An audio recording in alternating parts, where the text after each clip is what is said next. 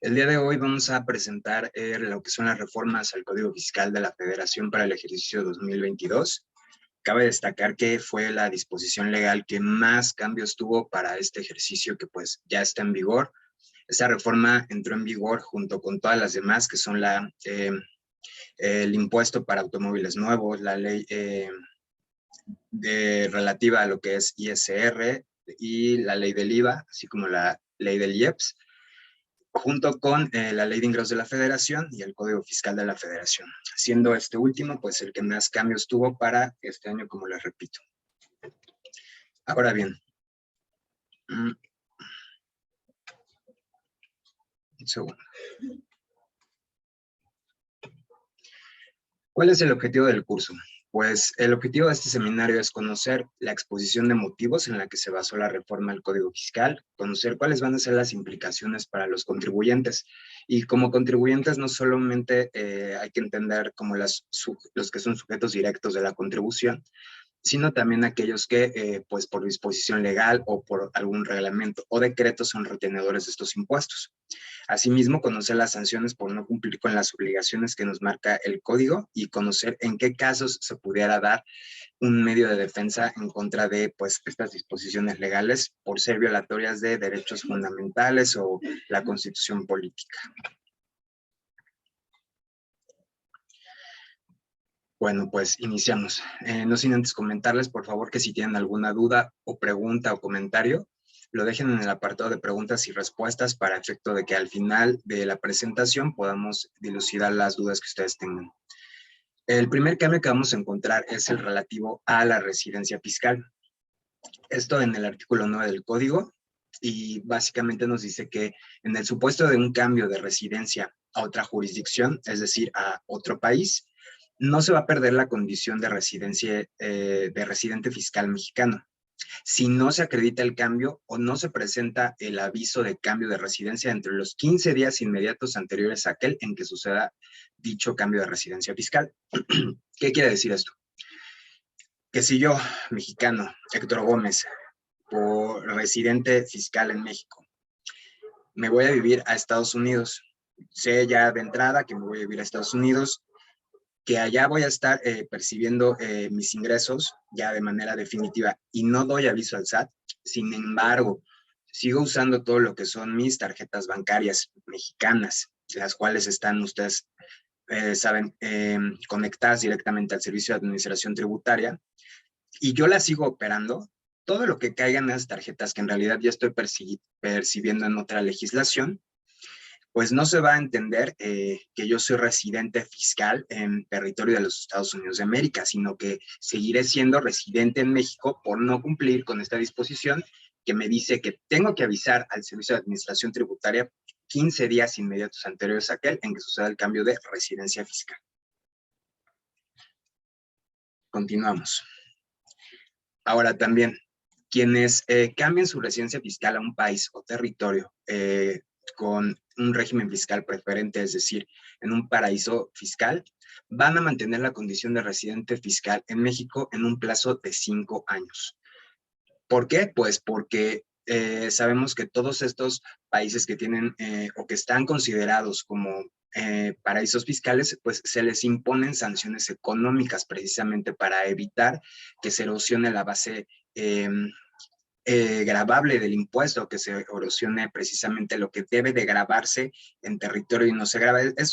Básicamente, para no confundirlos, es una sanción que se le da a estos países de baja o nula tributación respecto de los que pues sí cumplen los parámetros de los organismos internacionales, como pudiera ser la OCDE. Entonces, pues es más una especie de sanción. Entonces, en el mismo supuesto o ejemplo que les puse en el caso anterior, yo me voy a vivir a un paraíso fiscal, indiscutiblemente voy a seguir siendo residente fiscal en México durante un plazo de 5 años. Ahora bien, hubo una modificación en cuanto al cómputo de los plazos en lo que es el artículo 12 del Código Fiscal. Y también en cuanto a lo que es relacionado con lo que es el artículo 22, que es lo relativo a la devolución de saldos a favor.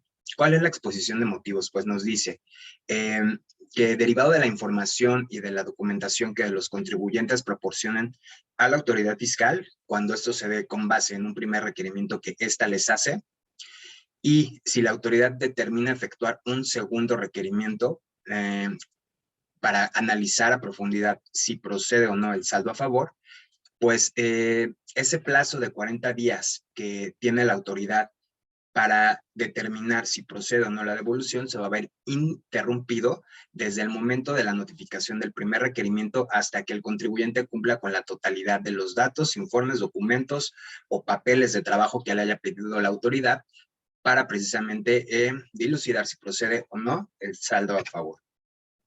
Y entonces queda así lo que es el cómputo de los plazos del artículo 12 y nos dice que si durante el día del plazo las oficinas ante las que se vaya a hacer el trámite permanecen cerradas durante un horario normal de labores, se va a prorrogar el plazo hasta el día siguiente hábil. Otro supuesto, se va a prorrogar el plazo hasta el día siguiente hábil cuando sea viernes y el último día del plazo en que se deba realizar el pago de contribuciones ante las instituciones de crédito autorizadas. De igual manera, las autoridades fiscales podrán suspender los plazos por caso fortuito o fuerza mayor. Y esta suspensión se debe dar a conocer mediante disposiciones de carácter general.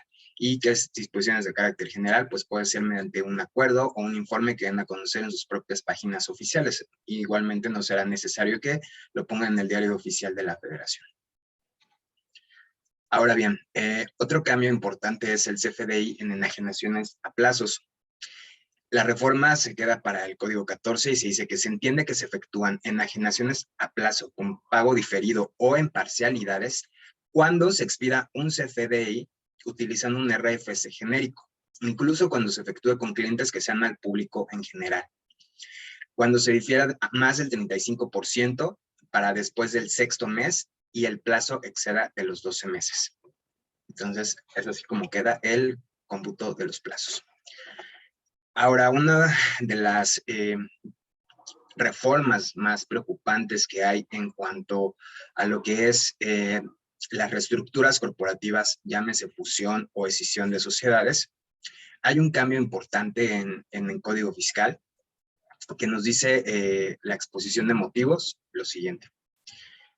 La autoridad fiscal ha detectado prácticas abusivas de los contribuyentes que llevan a cabo escisiones con la finalidad de transmitir pérdidas sin que al efecto se transfiera un capital social mínimo.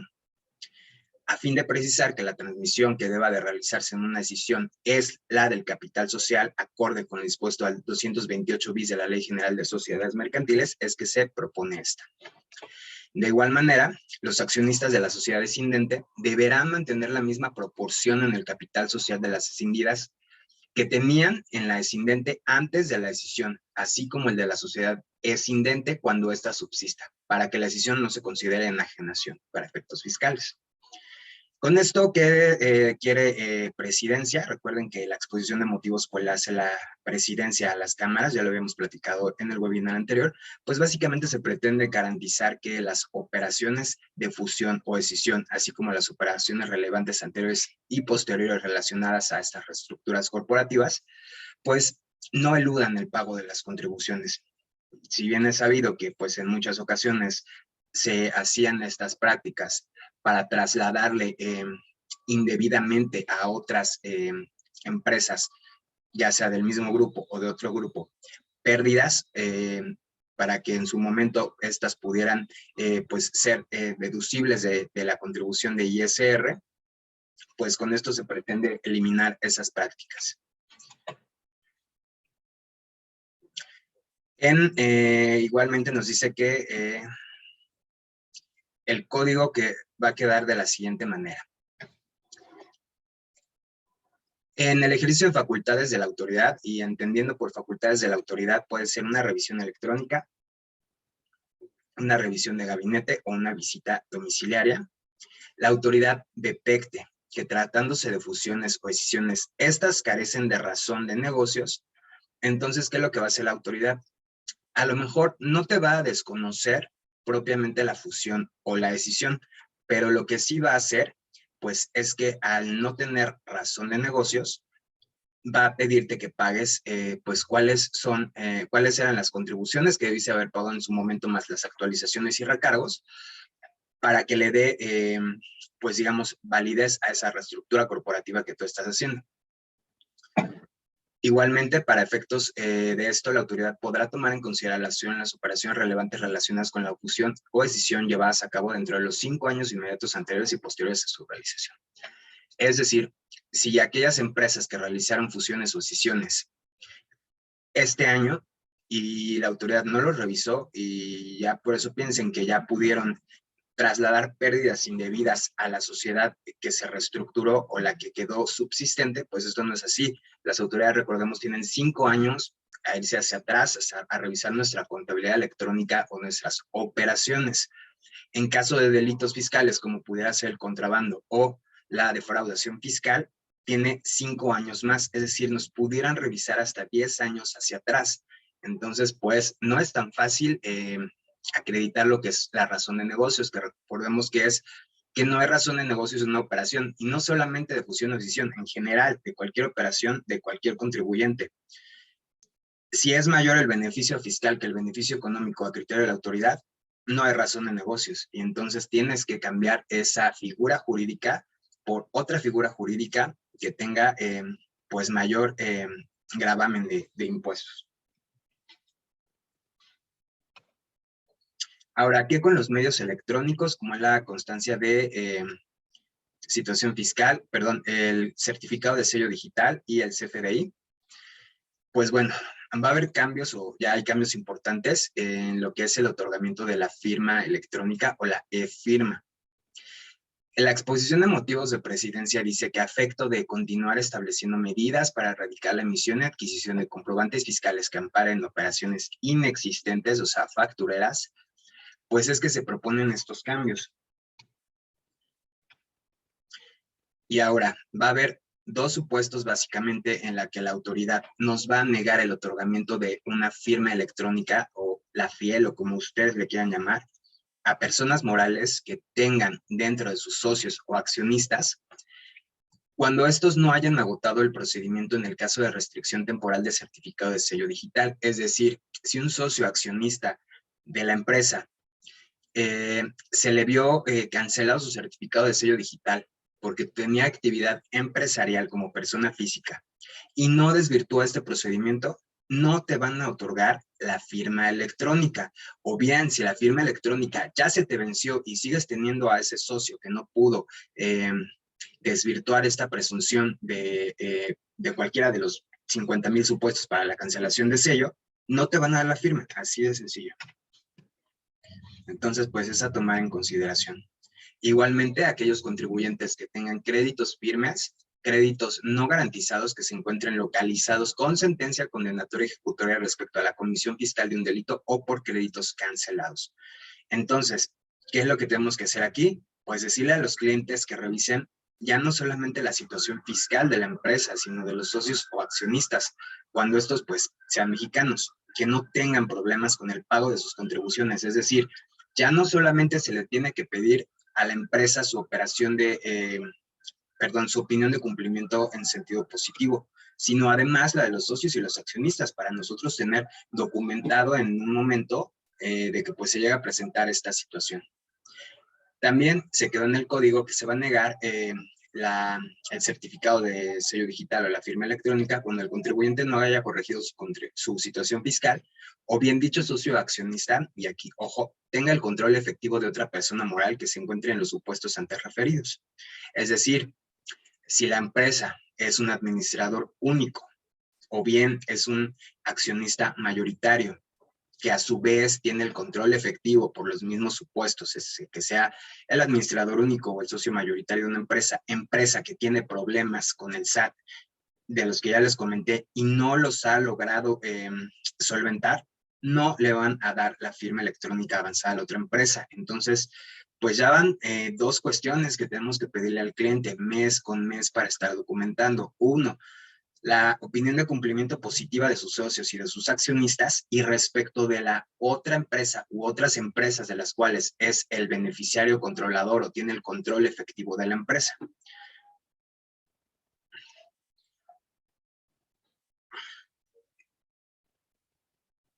Ahora bien, se van a presentar nuevos supuestos para la restricción temporal del sello digital, quedando el 17H bis con 3 supuestos más. ¿Qué nos dice? Que derivado de un nuevo régimen simplificado de confianza, se establece como nuevo supuesto de restricción cuando se detecte que un contribuyente que tributa en dicho régimen omita 3 o más pagos mensuales consecutivos o no del impuesto u omita presentar la declaración anual. Igualmente, cuando los contribuyentes se opongan a una visita domiciliaria, no suministren datos o información que legalmente exijan las autoridades fiscales, no proporcionen la contabilidad o parte de ella, el contenido de las cajas de valores y en general los elementos que se requieran para comprobar el cumplimiento de las obligaciones propias o de terceros. Aquí me gustaría que prestáramos especial atención. Hay una nueva figura, como ustedes lo saben, que es la del beneficiario controlador, que pues ahora nos dice que, lo voy a explicar más adelante, pero supongamos que nos cae una auditoría. No sé, nos van a revisar ISR del ejercicio. Pero dentro de nuestra contabilidad, pues ya está la obligación de que nosotros tenemos que documentar todo lo relativo al beneficiario controlador y no le proporcionamos a la autoridad esa información que nos está pidiendo, no porque esté revisando a la persona física beneficiario controlador, sino porque forma parte de nuestra contabilidad. Y entonces, al formar parte de nuestra contabilidad, la autoridad fiscal nos puede pedir pues lo que le venga en gana y no se la entregamos. Sin lugar a dudas, es una causal de restricción del certificado de sello digital. Es por eso que es bien importante documentar este año todo lo relativo al beneficiario controlador. Son muchos supuestos, son muchos supuestos los que hay que documentar. Entonces es bien importante que se lo hagamos saber a nuestros clientes y que nosotros como sus asesores, como GIA, pues ya estamos trabajando en lo que es un proceso para documentar todo lo relativo al beneficiario controlador, porque pues es cancelación del certificado de sello digital o no renovación, entonces pues eso nos detendría prácticamente la operación de las empresas. Igualmente, cuando se detecte que la persona moral tiene un socio accionista que cuentan con el control efectivo de la misma y cuyo certificado se haya dejado sin efectos, lo cual ya comentamos. Ahora bien, en lo relativo a auditorías por solicitudes de devolución, pues lo que comentábamos, se otorgan 20 días a partir del levantamiento del acta de auditoría para formular las aclaraciones u hechos observados y cuando se otorga garantía de audiencia y corrige un problema de inseguridad para el contribuyente toda vez que no existía la posibilidad de aclaraciones y se negaba la devolución. Es decir, pues es una reforma benéfica para los contribuyentes en todo lo relativo a sus solicitudes de devolución, se aclara lo de los plazos y pues se da mayor certeza jurídica. Ahora bien, en cuanto a la compensación de los saldos a favor, nos dice la reforma que los contribuyentes que se encuentren sujetos al ejercicio de facultades de comprobación podrán corregir su situación fiscal mediante la compensación de cantidades, aun y cuando se trate de distintas contribuciones que tengan derecho a recibir las autoridades fiscales por cualquier concepto, contra las contribuciones omitidas y sus accesorios, y determine la autoridad fiscal a través de una solicitud y mediante el procedimiento establecido en el código. La opción no constituirá instancia y por tanto pues no podrán ser impugnados en los medios de defensa que ya conocemos. Esto pues igual es una reforma benéfica, es decir, va a haber compensación de cantidades o de saldos a favor que yo tenga respecto de otras contribuciones, únicamente cuando estemos en facultades de comprobación y previa solicitud de autorización por parte de la autoridad. No es como que me están revisando ISR y tengo saldo a favor de IVA, lo voy a compensar y pues ya no, o sea, tiene que ser con un oficio de la autoridad en el que nos lo autorice así.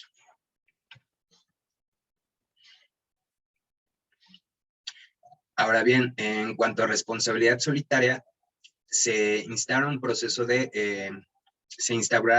un proceso de enajenación de negociación y en consecuencia responsables de sus créditos fiscales a quienes se encuentren una serie de supuestos que, aun y aunque sean adquisiciones parciales, los involucran en la responsabilidad total. Aplicará cuando el enajenante y el adquirente se ubiquen en alguno de los siguientes supuestos. ¿Qué hay que entender por responsabilidad solidaria? Pues aquellas que nos dispone el código y que ya conocemos, que pues es básicamente representantes legales apoderados legales que tienen, actos de administración, actos de dominio sin duda, pleitos y cobranzas, pues, ¿no? El administrador único, los socios y los accionistas. Si bien es cierto, en la Ley General de Sociedades Mercantiles, a algunos de estos no son responsables solidarios para efectos de la Ley General de Sociedades Mercantiles, es decir, para actos de comercio, sí lo son para efectos fiscales. Entonces hay que prestar importante atención. ¿Cuándo? Cuando haya transmisión parcial o total de activos o pasivos entre dichas personas. Cuando haya identidad total o parcial en personas que conforman su órgano de dirección o de socios o accionistas con control efectivo, en representantes legales, en el mismo domicilio fiscal, en trabajadores afiliados al IMSS, en uso de marcas, patentes, derechos de autor, avisos comerciales, así como en derechos de propiedad industrial, en activos fijos, instalaciones o infraestructura, perdón. Igualmente, también serán responsables solidarios con los contribuyentes, es decir, con los sujetos directos de la contribución, llamémosle la empresa, los que sean designados en cumplimiento con las disposiciones fiscales y en aquellos casos sean designados para efectos fiscales hasta por el importe de la contribución o aprovechamiento a los que se refieren las disposiciones fiscales. La manifestación de la voluntad para asumir la responsabilidad solidaria se hará mediante los formatos que publique el SAT. Ahora bien, una de las reformas que fue más escandalosa y que es de las que no tienen sentido de ser ni razón, por las cuales pues algunos colegios, cámaras, estuvieron desgarrándose las vestiduras, es la inscripción de las personas que cumplan los 18 años o la mayoría de edad a lo que es el Registro Federal de Contribuyentes. Yo les voy a decir mi muy particular opinión.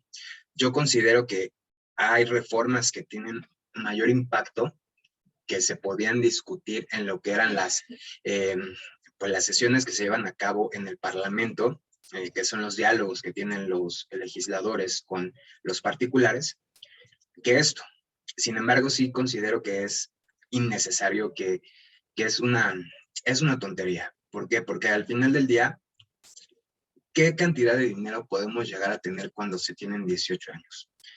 El domingo que te dan los papás, lo que te dan de beca, no sé, la extensión de una tarjeta, pues si eres fifí, pues a lo mejor no, porque esa tarjeta adicional está sujeta a una tarjeta de crédito de otra persona. Entonces, ¿realmente qué es lo que pretende la autoridad con esto? O sea, el Registro Federal de Contribuyentes no es un padrón de población. Para eso está el CURP, para eso está el INE.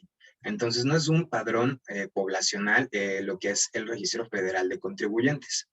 Si la autoridad lo que pretende hacer es aumentar lo que es la base de contribuyentes, esta no era la vía.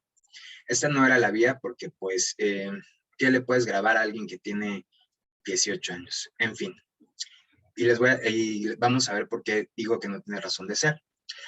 La reforma queda en que las personas físicas mayores de edad estarán obligadas a solicitar su inscripción al RFC cuando no se tengan actividades económicas. Se hará bajo el rubro inscripción de personas físicas sin actividades económicas por la que no tendrán obligaciones fiscales ni sanciones. Puta, o sea, si de por sí no hay citas en el SAT y luego las vas a saturar más con estas tonterías de inscripción a las personas que cumplen la mayoría de edad, vas a saturar más aún las citas en el SAT. Es de verdad innecesario. Cancelación del RFC. Pues la autoridad va a poder cancelar o suspender el RFC cuando confirme que el contribuyente en 5 ejercicios previos no ha realizado actividades, no ha emitido CFDIs, no tiene obligaciones pendientes de cumplimiento o por defunción de la persona física. No hay mayor tema con esto. Plazo para conservar la contabilidad. La información y documentación a que se refiere el artículo 32b en su fracción quinta 32b bis del Código Fiscal relativa a los datos de contacto de información de residentes en el extranjero y cuentas financieras extranjeras, hay que prestar importante atención porque nosotros como asesores tenemos clientes cuyos accionistas son extranjeros. Y nos dice que deberán conservarse durante un plazo de 6 años contados a partir de la fecha en la que se generó o debió generarse información y documentación respectiva. O bien a partir de la fecha en la que se presentaron o debieron haberse presentado las declaraciones con ella relacionadas, según sea el caso.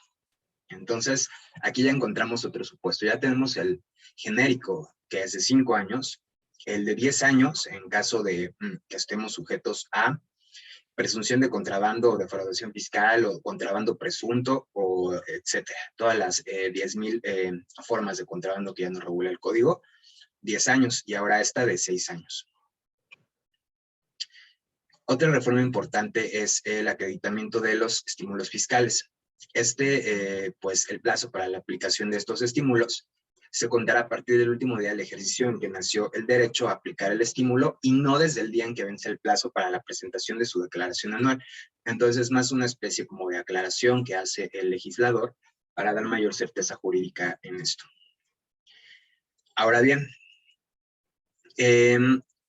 otra de las cuestiones que pues se consideran que son benéficas para aquellas personas que están obligadas a dictaminar sus estados financieros, pues es que regresa la obligación del dictamen para aquellas personas que en el ejercicio inmediato anterior hayan obtenido ingresos acumulables o iguales superiores a 1,650,000. Perdón. Sin embargo, pues las cosas no es como que tan fáciles, no es como que auditor ya vas a tener más chamba, pero sin responsabilidades, no. La realidad es que te voy a dar el trabajo que a mí me da flojera hacer, pero ¿qué crees? Si detectas que hay delitos y no me lo dices, eres pues básicamente responsable del mismo porque me lo debiste informar. Entonces, pues, es de esas reformas que dices, no tienen sentido, o sea, le estás haciendo el trabajo a la autoridad, tú como auditor, y encima de todo te van a poner una sanción del tipo corporal por el hecho de no informar a la autoridad si tú presumes que se puede tratar de un delito, pues no, son cuestiones que dices, híjole, o sea, no entiendo. Ahora bien, continúa la opción de dictaminar para quienes hubieran obtenido ingresos acumulables superiores a 122,814,830 pesos o que hubieran tenido por lo menos 300 trabajadores en cada mes del ejercicio activos superiores a los 97,000. ¿Qué opción debemos de darle, a mi parecer, o a mi consideración, a aquellos contribuyentes que están en este segundo supuesto? Que si bien el dictamen es una opción, pues que lo hagan.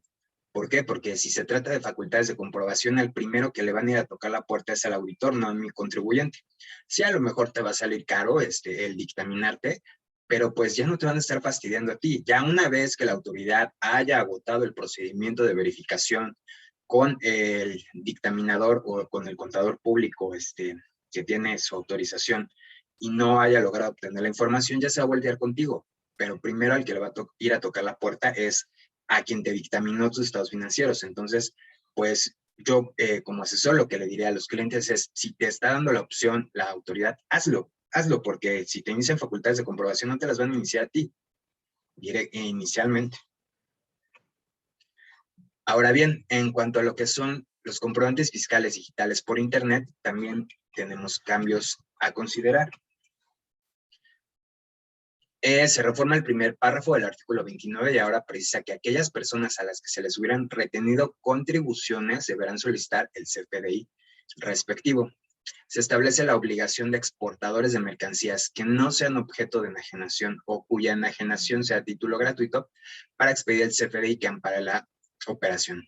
Siempre yo les comento que siempre que encontremos la palabra de enajenación en las leyes fiscales, no hay que entenderlo como como la compraventa o como el traslado de la propiedad, sino todos aquellos supuestos que nos dice el Código Fiscal de la Federación, los cuales no son 2 ni 3. Entonces, antes de determinar si estamos en un supuesto de enajenación, hay que revisar la lista del Código Fiscal de la Federación y ver si no se recae en ninguno de los supuestos.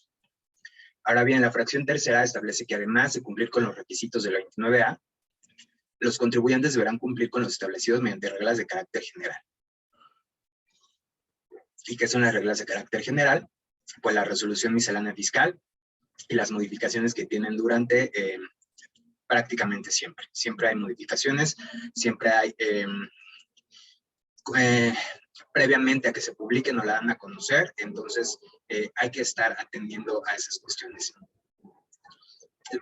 La fracción sexta establece que cuando se emitan comprobantes de egresos sin contar con la justificación ni soporte documental que acredite devoluciones, descuentos o bonificaciones a que se refiere el artículo 29 de la Ley de Renta, estos no podrán disminuirse de los ingresos del contribuyente, lo cual podrá ser verificado por las autoridades en ejercicio de sus facultades de comprobación. Anteriormente lo que se hacía, y malamente, de manera incorrecta, es que cuando le emitíamos un comprobante o un CFDI de ingresos a nuestro cliente y queríamos cancelarlo, hacíamos una nota de crédito, lo cual pues de entrada no está bien hecho. Ahora lo que se tiene que hacer es cancelar el CFDI que yo pretendo cancelar y además en el mismo periodo, es decir, dentro del mes en el que se esté, lo cual pues es absurdo también que hayan puesto esa barrera, porque pues muchas veces nos damos cuenta de que o ya no quieren el servicio los clientes y ya no lo puedo cancelar en una nota de crédito, entonces nos deja de verdad con las manos amarradas para poder tener una declaración correcta y que no nos estén haciendo observación a las autoridades. Entonces hay que pues poner atención, cuidado en nuestra área de facturación. El área de facturación de todas las empresas tiene que estar capacitadísima, porque pues un error, ya sea en el código, en el concepto de facturación, que si no trae el código postal, pues va a ser un problema a la larga para este ejercicio. Igualmente, se reforma lo que es la fracción primera de 29A para establecer como requisito que la expedición de los CFDIs debe venir el nombre o razón social de quien los expida. ¿Qué quiere decir aquí? Pues que ya no basta con que diga G&A Gómez Reyes, no, G&A Gómez Reyes y Asociados, SC, porque pues es un problema. También se reforma la fracción cuarta para establecer como requisito en el llenado de los CFDIs el nombre o razón social y el código postal del contribuyente a favor del receptor. Es decir, tiene que venir el código postal del domicilio fiscal de la persona a la cual estamos proporcionando el servicio. Nombre completo. O sea, si se llama Rosa María, no es Rosa M.A., es Rosa María y su apellido completo, porque si no, pues pudieran no darle efectos fiscales a ese CFDI. Entonces, es por eso que yo les comento que debemos de tener especial cuidado con nuestras áreas de facturación. Ya no lo puede hacer cualquier persona o ya no lo puede hacer alguien que sea administrativo. No, hay que estar capacitando constantemente a la gente que tenemos a cargo de nuestra área de facturación, porque a la larga se puede convertir en un problema. A lo mejor ponle tú de una operación, pues no hay problema, ¿no? O sea, dices, bueno, pero súmale las de todo un ejercicio, que se hayan ido de la manera incorrecta y no como te las está poniendo la autoridad. Y quiero ver el gran problema que van a tener al final del ejercicio para poder acreditar o para poder solventar estas cuestiones. De igual manera, se adiciona un párrafo a la fracción quinta del artículo 29 para precisar cuando exista discrepancia entre la descripción de bienes, mercancías, servicios de uso o goces señalados en el Código Fiscal, la actividad económica registrada en el Registro Federal de Contribuyentes, la autoridad fiscal podrá actualizar las actividades económicas y obligaciones de dicho contribuyente del régimen fiscal y podrán llevar a cabo el procedimiento de aclaración en el SAT. Es decir, va a ser una determinación presuntiva. Es decir, esta discrepancia no va a ser definitiva, sino que va a llevar un procedimiento para que tú le aclares al SAT. Otra, respecto a la cancelación del CFDI, los que ya les comentaba hace un momento, se establece que salvo las disposiciones fiscales prevean un menor plazo, los CFDI solo podrán cancelarse en el ejercicio en el que se expidan y siempre que la persona al favor acepte la cancelación. O sea, que si yo cancelo un CFDI dentro del ejercicio 2022 emito un CFDI en el ejercicio 2022 y pretendo cancelarlo en 2023, pues esto ya no va a ser así. El gran detalle de esto es todos aquellos CFDIs que emitimos a final del ejercicio o ya a finales del ejercicio, digamos, no sé, después del 15 de diciembre. prácticamente tienes 15 días para cancelar ese CFDI y que además te lo acepte el emisor del CFDI, lo cual se va a convertir pues en un problema. Y hay que revisar a puntualidad que esos CFDIs que estamos emitiendo evidentemente se vaya a realizar la operación o no lo vayan a pagar o no se vaya a echar para atrás el cliente, porque entonces el problema va a ser para nosotros como emisores. Ahora, cuando los contribuyentes cancelen el CFDI que ampara ingresos, deberán justificar y soportar documentalmente el motivo de dicha cancelación. Y esta no va a ser así como que, ya no me ocupa el servicio. No, o sea, ya no lo ocupas y por qué. Y te voy a poder revisar en facultades de comprobación si era procedente esa cancelación que tú hiciste. Ahora, hay pues una sanción. Se adiciona una fracción al artículo 81 para establecer la infracción de la cancelación de comprobantes fuera del plazo establecido. Para establecer que en este caso la multa va a ser del 5 al 10% del monto de cada comprobante cancelado. O sea, puedes cancelarlo fuera del periodo, es decir, si lo emitiste a finales de diciembre y pues ya no te dio chance y lo emitiste en enero, órale va, pero con del 5 al 10% del monto de cada comprobante.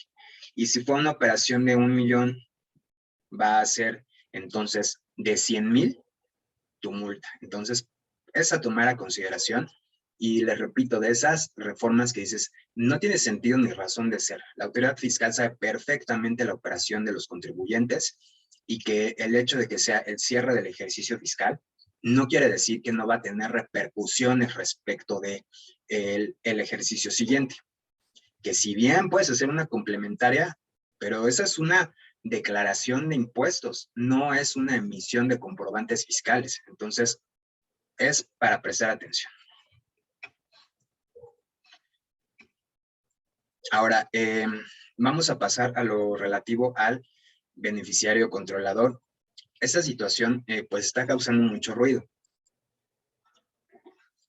Lo del beneficiario controlador pues ya estaba regulado en la legislación mexicana en otras disposiciones como lo es la ALF Prior Pi, que es la ley antilavado, y pues básicamente lo que hace es perseguir a aquella persona física que se beneficia realmente de las operaciones o de las rentas o del dinero o de las ganancias que tiene la empresa, pero que la disfraza a través de una estructura corporativa o un órgano de administración o gobierno corporativo que aparentemente disfraza a dónde se van esos recursos.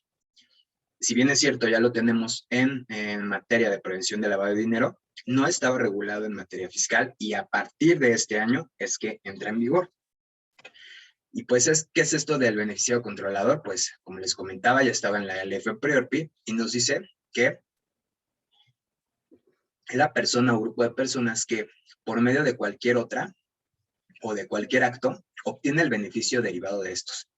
Y es quien en última instancia ejerce los derechos de uso, goce, disfrute, aprovechamiento o disposición de un bien o servicio. O ejerce el control de aquella persona moral que en su carácter de cliente o usuario lleva a cabo actos u operaciones con quien realice actividades vulnerables, así como las personas que por cuenta de quienes celebran alguno de ellos.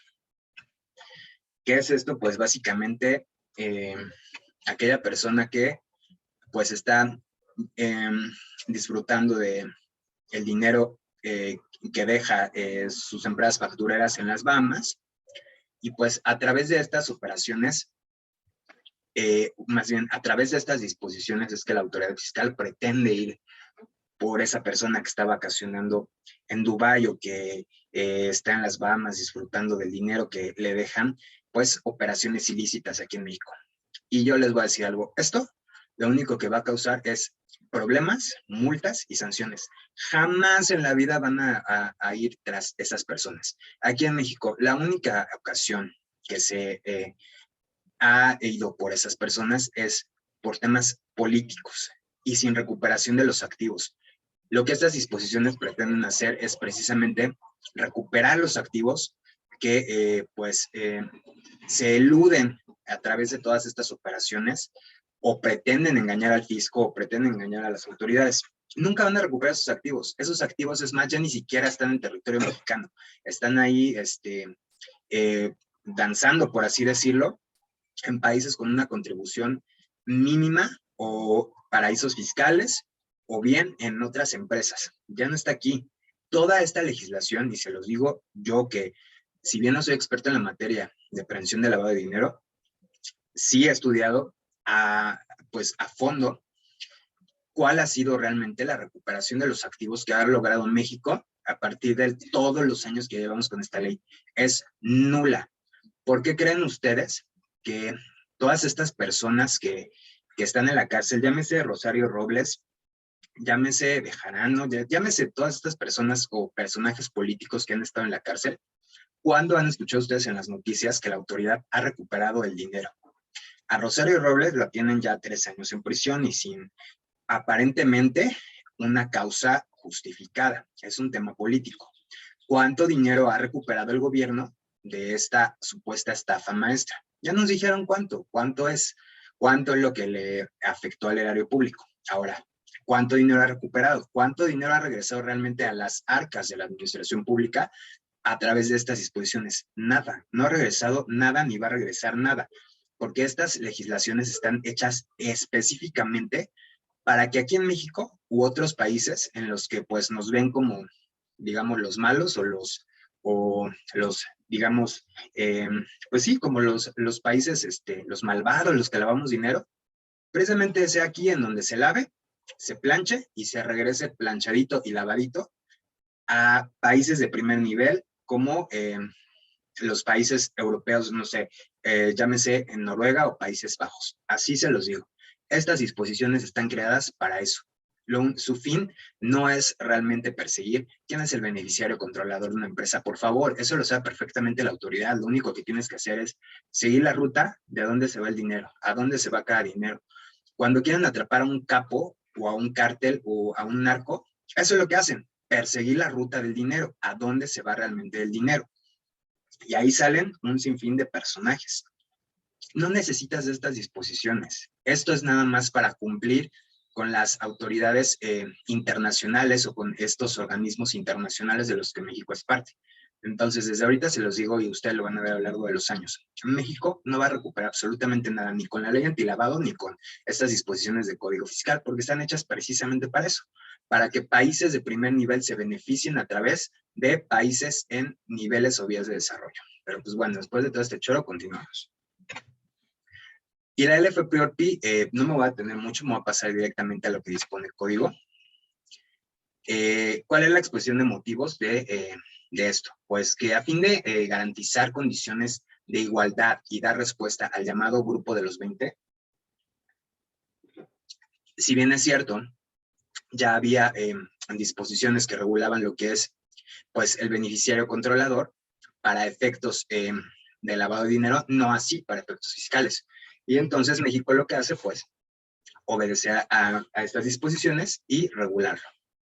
Y entonces nos dice el Código Fiscal, quedando de la siguiente manera, en cuanto al concepto de beneficiario controlador.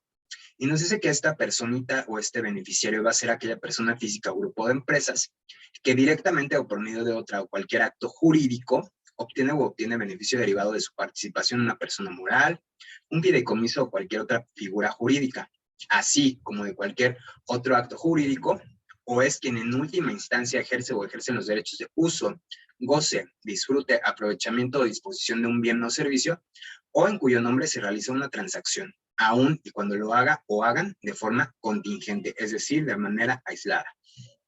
Cuando, directa o indirectamente o de forma aislada, ejerzan el control de la persona moral, fideicomiso o de cualquier otra figura jurídica. Al decir cualquier otra figura jurídica, llamémosle asociación en participación.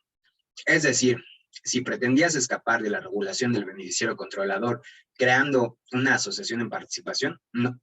Ya aquí nos dice perfectamente que cualquier otra figura jurídica. Y la asociación en participación, para efectos civiles, pues es un contrato, pero para efectos fiscales tributa como una empresa del título 2. Y ahora, pues este concepto del beneficiario controlador yo les comentaba en webinars anteriores que se puede comprobar a través de instrumentos, de los medios, del capital o del gobierno corporativo que tengan las empresas.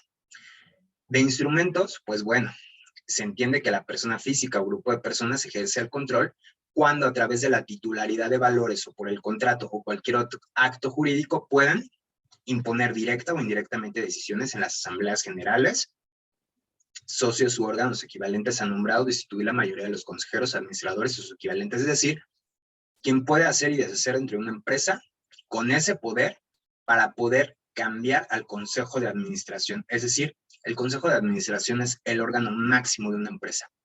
Aquella persona que tenga la facultad de remover al órgano máximo de la empresa se entiende beneficiario controlador. Otro supuesto es a través del capital, quien, por mantener la titularidad de los derechos que permitan directa o indirectamente ejercer el voto respecto del más del 15% del capital, también va a ser beneficiario controlador. O a través de su gobierno corporativo, quien dirija directa o indirectamente la administración, la estrategia o las principales políticas de la persona moral fideicomiso o de cualquier otra persona jurídica que nos habla el código. Ahora bien, el concepto del beneficiario controlador en tratándose del fideicomiso, pues aquí la autoridad, o mejor dicho, los legisladores nos la dejaron más ruda, porque aquí el beneficiario controlador son todos. Es el fideicomitente o los fideicomitentes, el fiduciario, el fideicomisario o los fideicomisarios o cualquier otra persona involucrada y que ejerza en última instancia el control efectivo del contrato, aún en forma contingente. Ahora, va a haber, no es como que, bueno, ya tienes que ubicar quién es el beneficiario controlador. No. Hay disposiciones para ello y sanciones por no cumplir con lo relativo al beneficiario controlador. Esto no es para las grandes empresas, y quiero que quede claro, es para todas las personas morales. Y personas morales, llámense aquellas que se encuentran en la legislación mercantil, que puede ser por ser las más populares, la sociedad de responsabilidad limitada, la sociedad anónima de capital variable o la sociedad por acciones simplificadas, pero puede ser cualquier otra. Las sociedades civiles también, las asociaciones civiles, las sociedades civiles, las IAP, las IAMP y todas esas empresas. Todas las que tributen conforme al título segundo o cualquier otro título que no sea de personas físicas están obligadas a llevar lo relativo al beneficiario controlador, así como todas las que tengan fideicomisos. ¿Y qué es lo que tiene que hacer esta empresa a partir de este año con nuestros clientes? Pues va a tener que presentar un aviso cada vez que se realice alguna modificación o incorporación respecto de los socios, accionistas, asociados y demás personas, cualquiera que sea el nombre con el que se les designe, que por su naturaleza formen parte de la estructura orgánica y que ostenten dicho carácter conforme a los estatutos y legislación bajo la cual se constituyen. Ahora bien, este aviso no es como que, te aviso que voy a tener estos cambios. No, ya en la resolución miscelánea fiscal viene precisamente cuáles van a ser las características de estos avisos que tiene que hacer quien esté sujeto a esto, o sea, todas las personas morales. Se los repito y es para que prestemos mayor importancia. Si nosotros tenemos clientes, pues hay que delimitar quién va a tener la obligación de documentar todo esto, nosotros o el cliente. Y si están nuestros clientes viendo esto, pues igual, si ustedes llevan la contabilidad, si ustedes mismos llevan su contabilidad, pues ya tendrían que ir revisando quién va a hacerse cargo de estar documentando estos cambios que se realicen o estos avisos que se le tienen que dar a la autoridad. ¿Por qué? Porque ya forma parte de tu contabilidad, ya no es si quieres o no quieres. Es como cuando apareció la contabilidad electrónica, que todo el mundo se amparó. Aquí ya no es si quieres o no quieres llevar la contabilidad electrónica, lo vas a hacer. Y si llega a la corte, pues aquí sí la corte, yo creo que si se amparan, yo le veo innecesario ampararse. Si se amparan, la corte va a decir, pero por supuesto que no te concede el amparo y la protección de la justicia de la Unión, porque precisamente lo que queremos es evitar o eludir que pues se esté utilizando empresas para lavar dinero, para defraudar al fisco y para robarle, pues básicamente al gobierno, ¿no? Entonces, no creo que les concedan el amparo si se van a amparar respecto a esto. Lo que sí tenemos que hacer es tener perfectamente documentado esto, para que en caso de que llegue una revisión, pues se pueda solventar. O bien que si se van a hacer los cambios que se están poniendo aquí, se le presenten a la autoridad en tiempo y forma. Ahora, ¿cuál es el segundo supuesto? Cada vez que se realice una modificación o incorporación respecto de las personas que ejercen influencia significativa o un poder de mando dentro de la persona moral, y ya les dije quiénes son, igualmente se tiene que presentar un aviso. Esto específicamente para aquellas sociedades cuyas acciones están colocadas entre el gran público inversionista, o sea, empresas que cotizan en la bolsa. Esos son los dos supuestos. Empresas que cotizan en bolsa y cualquier otra empresa, cualquier otra. Entonces es, pues, bien importante tomarlo en cuenta. Esto del beneficiario controlador no solamente impacta a las personas morales o a las empresas, también impacta a las notarías. Y esto, pues, ya nos está repercutiendo a nosotros como asesores. ¿Por qué? Porque ya las notarías nos dijeron, o por lo menos con las que trabajamos, que no van a escriturar empresas cuyos accionistas o socios sean personas morales. ¿Por qué?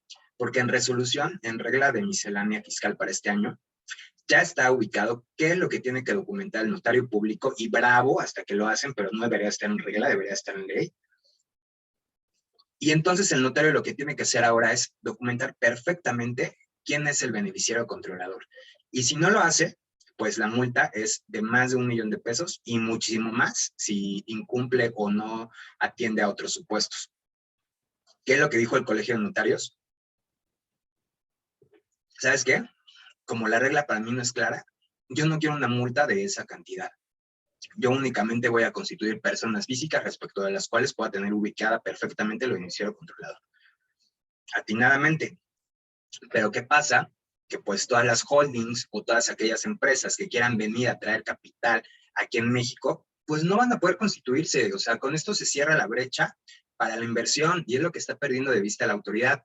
Lejos de promover la inversión extranjera o la inversión mexicana, ya ni siquiera hablamos de extranjera, la inversión mexicana, la está acotando. Y esto no va a lograr un desarrollo económico del país, que es lo que se pretende hacer. Quieren recaudar, y con todas estas cuestiones, lo único que van a hacer es llenar los tribunales y los juzgados de medios de defensa. Ahora, ¿qué es la influencia significativa? Y para lo referente a la influencia significativa, me remito a la ley del mercado de valores. La influencia significativa se va a entender como la titularidad de los derechos que me permitan directa o indirectamente ejercer el voto de cuando menos el 20% del capital social. Sin embargo, para efectos fiscales, es el 15%, para tenerlo en cuenta. Igualmente, ¿qué es el poder de mando? Pues es aquella capacidad de hecho de influir de manera decisiva en los acuerdos adoptados en las asambleas o sesiones de consejo de administración, así como en la gestión, conducción y ejecución de los negocios de una emisora o de personas morales que controle. Ahora, en cuanto a los fideicomisos, pues básicamente es lo mismo. No me voy a detener en los fideicomisos, honestamente, porque pues es básicamente la misma, las mismas requisitos que va a pedir ahora la autoridad en cuanto a los fideicomisos, pero de manera más agresiva aún para estos fideicomisos. Entonces me voy a pasar directamente a lo siguiente. Para la interpretación de estas cuestiones, la autoridad se podrá basar en lo que es las recomendaciones de la GAFI. Ya platicamos en otras sesiones que la GAFI, y cuando su aplicación no sea contraria a la naturaleza propia de las leyes, podrá aplicarse, es decir, subsiste la legislación doméstica. Ahora, ¿cuál va a ser el procedimiento o las formalidades del requerimiento al beneficiario controlador? Bueno, pues los sujetos revisados contarán con un plazo de 20 días a partir de que les llegue el oficio donde les requiera la información. Y se va a llamar igual oficio de observaciones, igual que una revisión de gabinete, para presentar los informes, datos o documentos, libros o registros que desvirtúen los hechos o omisiones asentados en el mismo, así como por optar su situación fiscal. Es decir, va a llevar las mismas reglas que una revisión electrónica, que una revisión de gabinete o que una visita domiciliaria. Es decir, va a llevar la misma secuencia que una revisión de la autoridad, una facultad de comprobación de la autoridad. Todos aquellos hechos que no sean desvirtuados dentro de esta facultad nueva que tiene la autoridad, se va a tomar como consentimiento del contribuyente. Y aquí hay un gran tema, porque cuando no logras desvirtuar en facultades de comprobación, desvirtuarlo en un recurso de revocación o en un juicio, ya es muy difícil. Ya cuando le llega a los abogados lograr desvirtuarlo. Es por eso que yo siempre les recomiendo que cuando les lleguen facultades de comprobación, no es que los abogados queramos estar de chismosos en la actividad del contador. No, sino que simplemente nosotros asesoremos y les demos las guías de cómo solventar esa facultad de comprobación o esa visita domiciliaria. ¿Por qué? Porque ya cuando nos llegan a nosotros el asunto, ya nos llega tostado, ya nos llega tronado, y ya es muy difícil lograr desvirtuar lo que ya se tuvo que haber desvirtuado en la visita domiciliaria. Entonces es por eso que le deben dar conocimiento al contador y al abogado para que los acompañe, no solamente para que tengan conocimiento, para que los acompañe y los esté asesorando durante todo el lapso que dure la facultad de comprobación. Igualmente, dentro del plazo para desvirtuar los hechos o omisiones asentadas en el oficio de observaciones, se podrá optar por corregir la situación fiscal. Ahora bien, las autoridades deberán concluir en un plazo máximo de 12 meses lo relativo al beneficiario controlador o sus facultades que tendrá para revisar lo relativo al beneficiario controlador. ¿Cuáles son las sanciones? Un momento. No obtener, no conservar o no presentar la información o presentarla a través de los medios o formatos que señala el SAT dentro de los plazos establecidos, la multa es de 1.500.000 a 2 millones de pesos. Un ejemplo. Si va a haber un cambio de accionistas, celebro el acta de asamblea, protocolizo el acta de asamblea y no doy aviso a la autoridad, la multa es de 1.500.000 a 2 millones de pesos. Si tienes o no tienes para pagar, si eres una asociación civil, a la autoridad le va a valer gorro. Las leyes perfectas son así.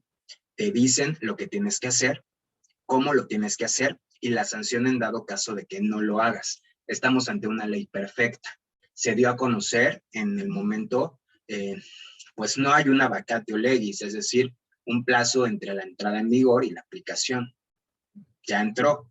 Se dio a conocer en octubre, cuando la aprobó el Senado, y en medios oficiales en diciembre. Entonces, no es de que no tenías conocimiento. Esto ya lo sabías, contribuyente, desde el año pasado.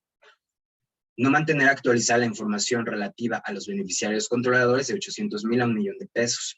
Presentar la información de forma incompleta, inexacta o con errores o de manera distinta a lo que señalan las disposiciones aplicables, y por disposiciones aplicables es Código Fiscal, Resolución Miscelánea Fiscal y sus formatitos que tienen en su página, de 500.000 a 800.000. Van a ver que no van a cumplir con esta obligación. O sea, a los contribuyentes, vamos a ser honestos, no nos gusta cumplir con nuestras obligaciones, nos da mucha flojera cumplir con nuestras obligaciones, y más cuando se trata de documentar. No lo van a hacer, y la realidad es que eso va a terminar en manos de despachos de abogados que van a estar litigando estas cuestiones.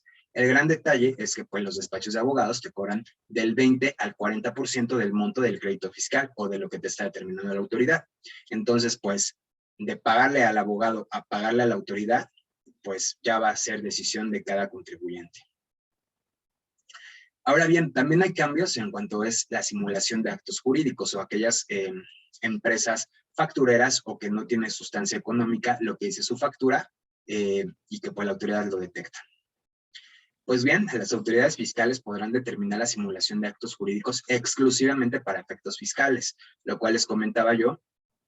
Esto no es cierto, no lo van a usar únicamente para efectos fiscales, sino si te quieren presionar, también lo van a hacer para efectos penales, como ya sucedió con la razón de negocios. Y pues esto yo les comentaba que pues sí es motivo para ir a un medio de defensa porque atenta contra la garantía de audiencia, el debido proceso y la presunción de inocencia. Ahora, esta declaratoria de simulación de actos jurídicos, la autoridad te la tiene que entregar debidamente fundada y motivada, así como un oficio de inicio de facultades de comprobación que te dice qué ejercicio te va a revisar, qué ejercicio te va a revisar, qué periodo te va a revisar, qué impuesto te va a revisar y si únicamente a tu empresa o a tus sucursales y con qué fundó, es decir, cuáles son los fundamentos legales para realizar esa facultad de comprobación y así como la motivación, cuáles fueron los motivos por los que la autoridad inicia sus facultades de comprobación. Igualitito aquí. ¿Cuál sería un acto debidamente fundado y motivado de la autoridad para iniciar facultades de comprobación en tratándose de operaciones simuladas? Pues simplemente que tú estuviste emitiendo facturas y que la autoridad simplemente presume que estas facturas no tienen sustancia económica. Entonces, es por eso que te requiere para que desvirtúes eso. Y esto es algo que puede pasar en los clientes que llevamos, que son las freight forwarders o los transportistas o intermediarios logísticos. Si bien es cierto ahora con la regulación de la carta aporte, están obligados a emitirla o bien a transmitir la información al transportista para que el transportista emita la carta aporte y así se lleve la secuencia de la trazabilidad de la logística. Ok, perfecto. Estás cumpliendo con una cuestión de carácter fiscal. Pero a ver, tu factura, ¿tienes el contrato? ¿Tienes el contrato con la transportista? ¿Tienes el contrato con tu cliente para haber emitido una factura por intermediación logística? ¿Tienes la orden de servicio? ¿Tienes en dado caso el BL o el manifiesto de carga de donde viene la mercancía que importaste y tú trajiste? O bueno, se la vas a pasar a un transportista. ¿Tienes todo eso? ¿No lo tienes? Ah, ok. La autoridad puede presumir que está simulando actos jurídicos. Así de grave es. Si no tienes el soporte documental, tu factura, tu CFDI, tu complemento carta aporte, de nada te vale, ¿eh? O sea, eso sí quiero que quede como claro.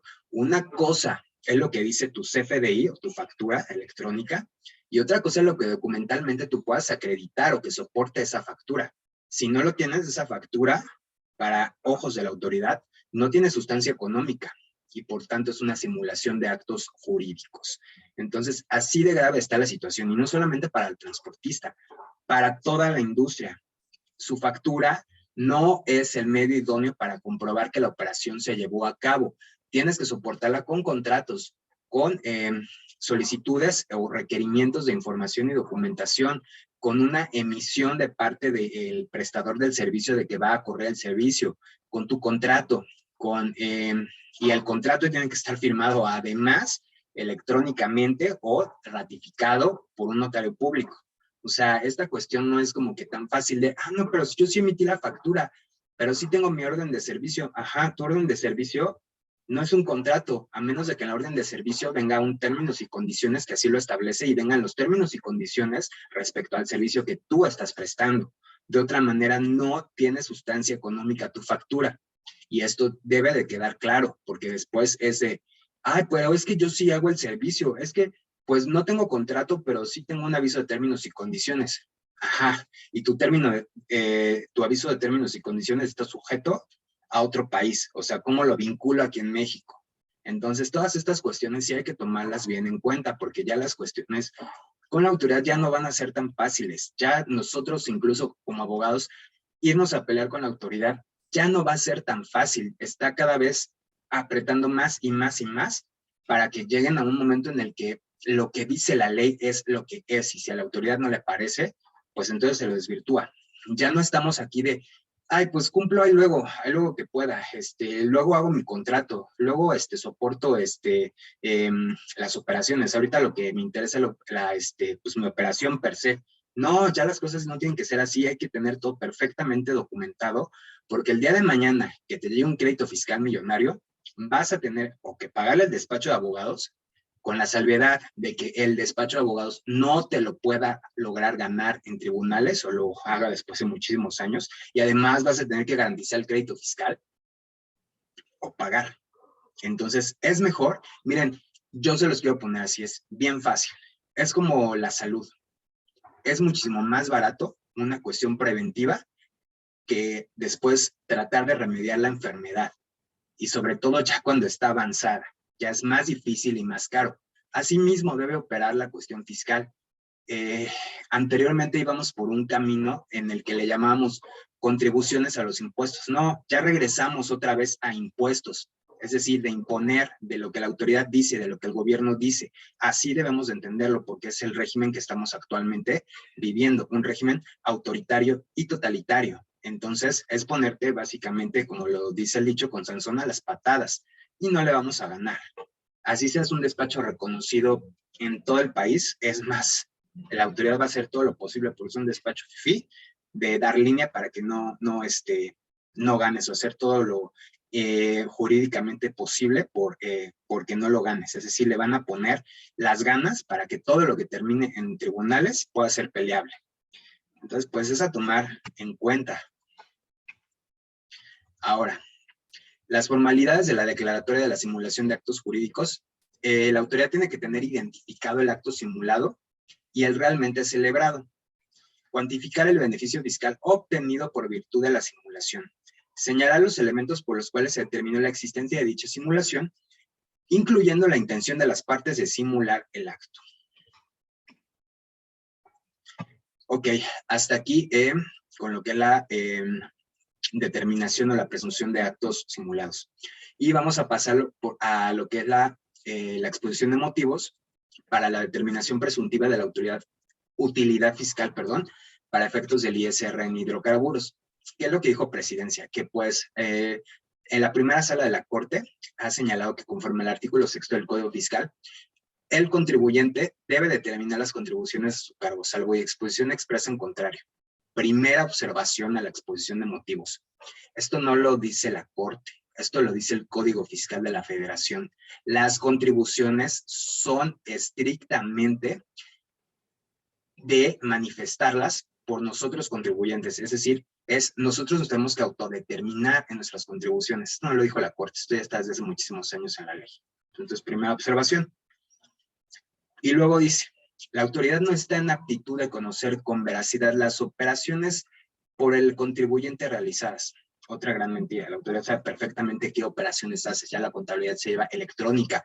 En materia de hidrocarburos, tienen muchísimas obligaciones quienes realizan operaciones o traslado de hidrocarburos a través de lo que son, pues, precisamente la cuantificación de los octanajes y la cuestión en la que se mide la cantidad de hidrocarburos o el tipo de hidrocarburos que estás trasladando, que estás vendiendo, que estás enajenando, que estás transportando, sabe perfectamente eso.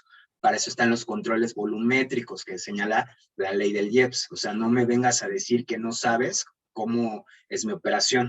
Una gran mentira. Eso se los creo antes de la factura electrónica y antes de todas las disposiciones. Hoy día no es cierto. Entonces, ¿qué dice Presidencia? Se propone establecer los supuestos por los cuales se procederá a la determinación presuntiva y la metodología del coeficiente de los particulares aplicables. Y ahí va lo siguiente. Va a aplicarse a los siguientes giros: 6% tratándose de personas que fabriquen, produzcan, procesan, transporten, almacenen, incluyendo almacenamiento para usos propios, distribuyan o enajenen cualquier tipo de hidrocarburo o petrolífero. 3% tratándose de la distribución de gas licuado o de petróleo. 15% tratándose de la enajenación en estaciones de servicio de gasolinas y de diésel. Es decir, 6% respecto de tu producción, fabricación, proceso, transporte. Es decir, ese porcentaje es lo que me van a aplicar presuntivamente como ingresos para efectos de impuestos sobre la renta, si no llevo mis controles volumétricos, si no presento mis declaraciones informativas, es decir, todo lo relacionado con lo que son hidrocarburos, si no lo hago de la manera correcta o como la autoridad me lo está pidiendo, determinación presuntiva sobre estos porcentajes.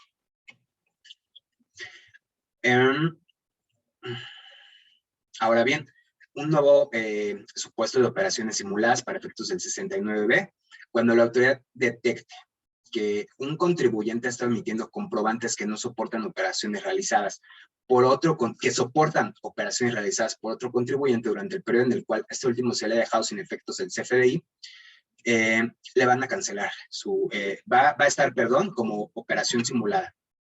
Explicación. Es lo que yo les platicaba en diciembre. Si al compadre le cancelan el certificado de sello digital por cualquiera de las cuestiones que regula el código, y yo en buena onda, pues sí, en buena onda con mi compadre, en demostrarle mi afecto al compadre, le presto mi certificado de sello digital, siendo que mi compadre aún no subsana la irregularidad por la cual se le canceló el sello, y la autoridad se da cuenta de esto. Operación simulada. Y yo ya les he dicho qué onda con las operaciones simuladas. No es solamente lo que la autoridad detecte que realizaste en el periodo, puede ser toda tu operación. Y hablar de operaciones simuladas ya no es como que, compré una factura o me vendieron una factura o voy a emitir una factura para, pues, compensar con la otra. No, ya estamos hablando de cuestiones de defraudación fiscal y operaciones que rebasan los 8 millones de pesos y unos cuantos miles de pesos más. Ya es una cuestión de delincuencia organizada. Si bien es cierto, y afortunadamente la Suprema Corte en diciembre determinó que no aplica para delincuencia organizada en tratándose de operaciones fiscales, para efectos únicamente de la prisión preventiva oficiosa, únicamente para prisión preventiva oficiosa, pero existe la prisión preventiva justificada, y si el juez que te toque pues lo logra convencer la fiscalía que esté llevando el caso de que procede la prisión preventiva justificada, es tambo. O sea, ya no podemos estar comprando y vendiendo facturas como si se tratara de estar en nuestra operación del día a día. Que me falta para a lo mejor no pagar tal contribución o bajarle a tal contribución, pues compra una factura. Ok, pues si vas a comprar una factura, asegúrate únicamente de quien te va a vender la factura tenga el soporte documental o mínimamente pídele el soporte documental que ampare esa factura. Porque de otra forma, pues lo único que estás haciendo es ponerte la soga al cuello o ponérsela a la empresa de la cual tú estás a cargo por ser o el administrador o el contador o el financiero a cargo. Entonces, si van a hacer las cosas mal, háganlas bien. Es lo único que yo les puedo decir como asesor fiscal. Porque si la autoridad te quiere tronar y no lo logra por la vía administrativa, se va a ir sin duda por la vía penal. Cada vez está teniendo más y más y más y más y más facultades la autoridad, y pues pararlo con un buen abogado no va a ser así de fácil. Ahora bien, nuevos supuestos para tipificar el delito de defraudación fiscal. Y aquí nuevamente quiero detenerme con los clientes. Aquellos clientes que tengan, que sean personas físicas y que tengan ingresos por actividades empresariales y profesionales, y que respecto de sus trabajadores pretendan realizar cualquier acto jurídico con el único fin de que sus trabajadores les restrinjan sus derechos, es defraudación fiscal. Ejemplo de ello: si yo soy persona física con actividad empresarial y profesional y a mis trabajadores los pongo en un régimen de honorarios por no quererles retener el ISR y pagar sus cuotas de seguridad social, que al final del día, empresario, o sea, con todo respeto a los clientes se los digo, no es tu obligación, es obligación tripartita, es del Estado, es del trabajador y es del patrón. Y si el trabajador quiere tener al 100% sus cuotas de seguridad social, el patrón no tendría por qué ser quien se las restrinja o quien le restrinja este derecho. Y por mucho tiempo y por muchos años se estuvo haciendo así. Tan es así que les voy a comentar, y pues en mi caso particular, todos los despachos en los que yo estuve trabajando anteriormente a GIA, bueno, salvo uno, pero bueno, ese no les voy a hablar mucho porque por otras cuestiones, todo era, el régimen en el que me ponían era por honorarios. Cuando yo cumplía un horario de trabajo y un periodo de trabajo de tal día a tal día, con días de descanso en tal día a tal día, eso no eran honorarios, eso era asalariado. Y pues, si a uno como profesionista se lo aplican y a veces no te queda de otra, porque pues es la oferta de trabajo que hay. No me quiero imaginar a todos aquellos gente pues que no son profesionistas y que pues tienen que realizar el trabajo que ustedes quieran y manden por llevar el pan a su casa. O sea, de verdad es muy mala onda que nosotros o ustedes como empresarios les cuarten ese derecho a tener una seguridad social. Y ahora, este supuesto de simulación de defraudación fiscal, no solamente es para las personas físicas con actividad empresarial, sino para todas aquellas personas que estén emitiendo facturas por honorarios cuando en realidad es tu empleado. Entonces es para tomarlo en cuenta y en consideración. Otra reforma importante es lo relativo a la garantía del interés fiscal. Pues bueno, para homologarlo a lo que es el recurso de revocación, se elimina la garantía del interés fiscal para irte a pelear con el IMSS o con el Infonavit en la vía administrativa. Concluyendo el recurso, ya sea en el IMSS o en el Infonavit, y pierdes el recurso, pues entonces garantizas inmediatamente y te vas al juicio de nulidad. Entonces es simplemente para homologar que no tengas que exhibir la garantía del interés fiscal. ¿Y qué es la garantía del interés fiscal? Que si te están determinando 10 millones de pesos por omisiones o diferencias de cuotas de seguridad social, tu garantía del interés fiscal debe ser por 1 millón más, o los 10 millones de lo que sea tu crédito fiscal, más un periodo determinado que vienen en las propias leyes, ya sea en la del Infonavit, en la del IMSS o en el Código Fiscal, para que si tú pierdes el asunto, la autoridad fiscal pueda cobrarse, es decir, el fisco no litiga sin garantía. En cuanto a los acuerdos conclusivos, se cuarta, este sí es un derecho cuartado, y, deberán concluirse en un plazo que no excederá de 12 meses. Sin embargo, lo que yo les comentaba del derecho cuartado es que no vas a poder ir en acuerdo conclusivo en todos los casos, queda restringido y limitado respecto a muy determinados y que ya lo platicamos más ampliamente en el seminario de diciembre. Y la responsabilidad solidaria del contador público certificado, que yo les decía que pues uno es injusto porque le estás haciendo la chamba a la autoridad, ¿no? Y dos, que encima de que le estás haciendo la chamba a la autoridad, pues ahora eres responsable solidario de encubrimiento de delitos fiscales. Si cuando tú estás haciendo tu dictamen, no le avisas a la autoridad fiscal que pudiera estar en un delito. Es decir, como dice el dicho, yo sé mucho de dichos porque los dichos por eso son dichos, porque pues son sabios. Tu contador o tu dictaminador va a ser quien te ponga la soga al cuello y va a ser quien sea el chismoso. Imagínense nada más la gravedad del asunto. A quien tú le vas a pagar para que te vaya a reportar con la autoridad de que estás omitiendo el pago de tus contribuciones. Pues así de grave y así de ilógico es esta disposición que viene en Código Fiscal.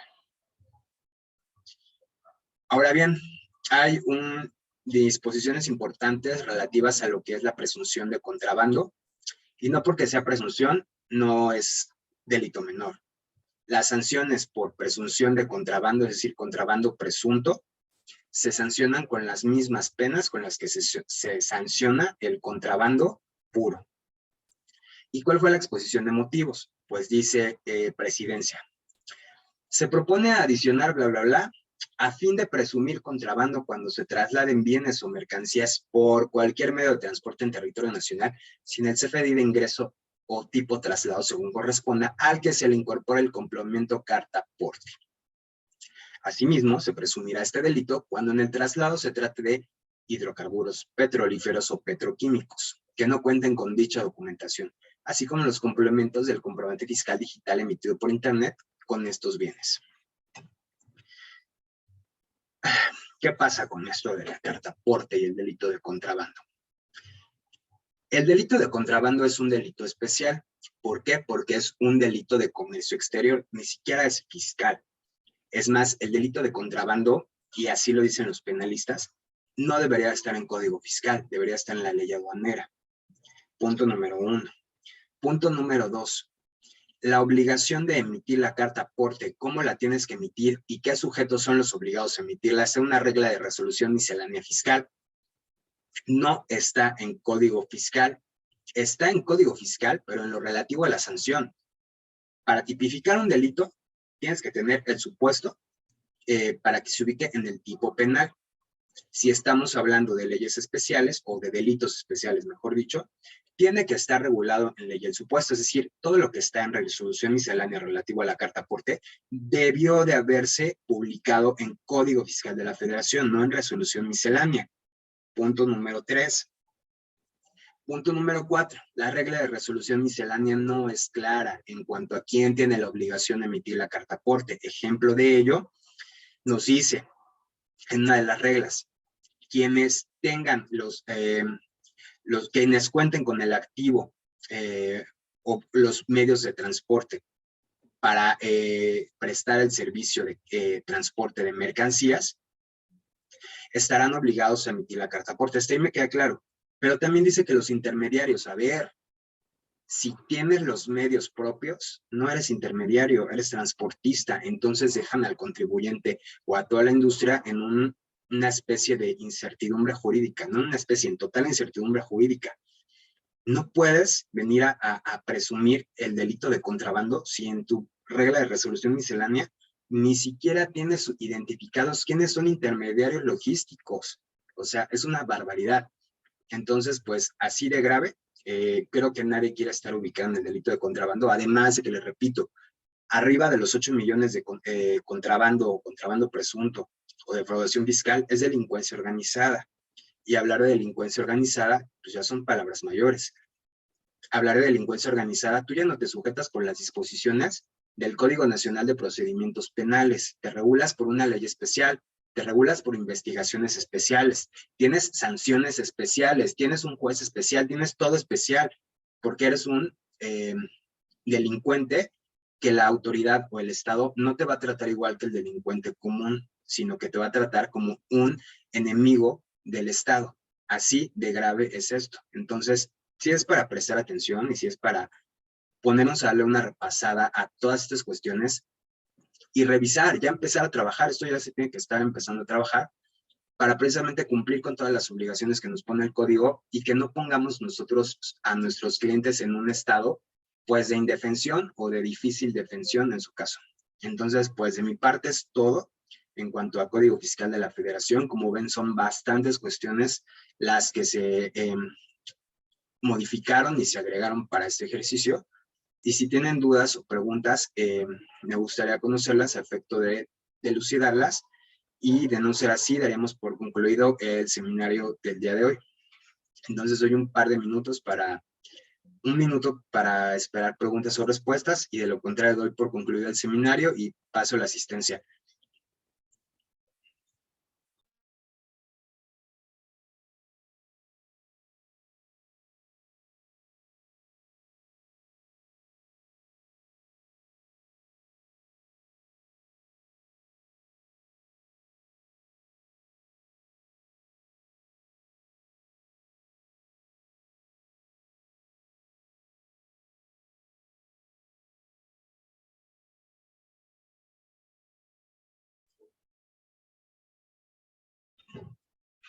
De acuerdo, no tenemos preguntas. Entonces, doy por concluido el seminario del día de hoy. Paso su asistencia, les agradezco que tengan una excelente tarde. Entonces, nuevamente, permítanme un minuto para tomar la asistencia.